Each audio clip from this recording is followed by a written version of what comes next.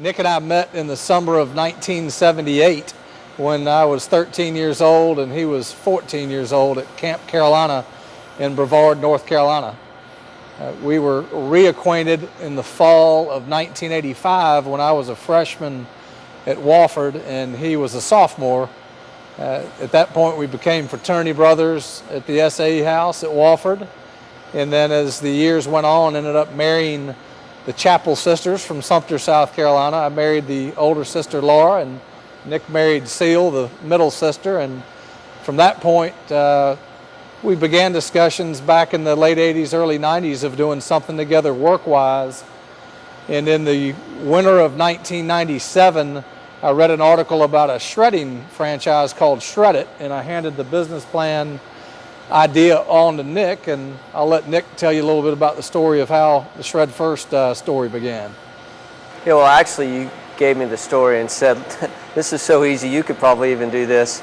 And that kind of ended our search for what we were going to do. By October of 1997, we put a business plan together, and John began selling the services, and I began driving the truck. And then at nighttime, we both shredded paper. We had that business through August of 2006, grew it to close to 100 employees, 30 trucks, and serviced South Carolina, North Carolina, Georgia, Alabama, Florida, parts of Mississippi and Louisiana, and Texas. Once we sold that company, we began focusing our efforts on what to do next. We were getting a lot of people coming to visit us. The shredding industry was new, so what we said was, hey, this would be a great way to fine-tune what we do with our salespeople, build a network, and then generate some revenue. So we started doing training for different document destruction companies throughout the nation.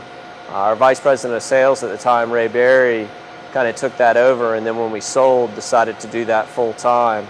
Right now, we do training all over the United States. We've been to the Caribbean, to the UK, and it's growing as fast as anything we've ever had right now. The brewery started as a brew pub in downtown Spartanburg in 1997, which is the same year that we started Shred First, which is a neat trivia question, I guess. It was started by Mark Johnson and his childhood friend, the R being the gentleman's last name that I can't pronounce, and the J being Johnson, and they were from Glen Rock, New Jersey, and they started the brew pub in 1997. In the fall of, I guess, 2007, he approached me to come look at our building up the street where the Longleaf offices are, about putting the restaurant back into business and getting out of the brewery business.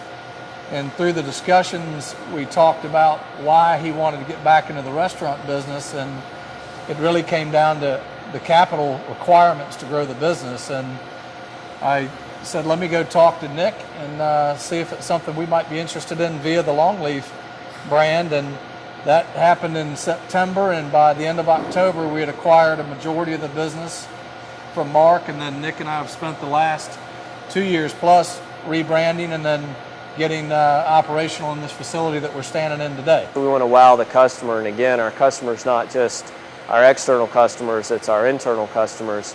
So it could be something as simple as a customer calling for a box, wanting it that afternoon and getting it to them before lunch.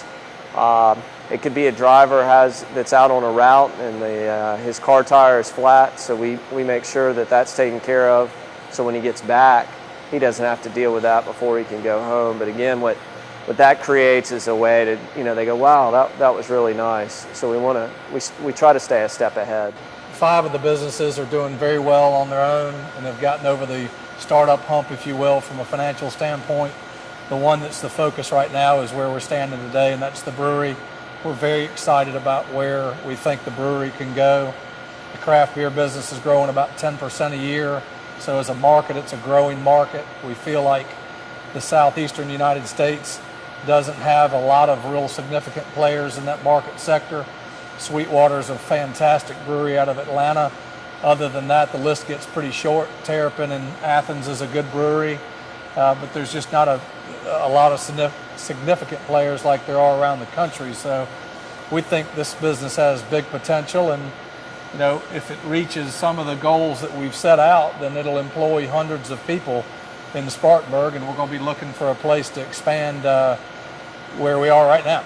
So that's the beauty of manufacturing, particularly a product that's consumed in your home market, is every time somebody drinks our beer, they're helping to contribute to downtown Spartanburg, to our community, and ultimately to hiring more people.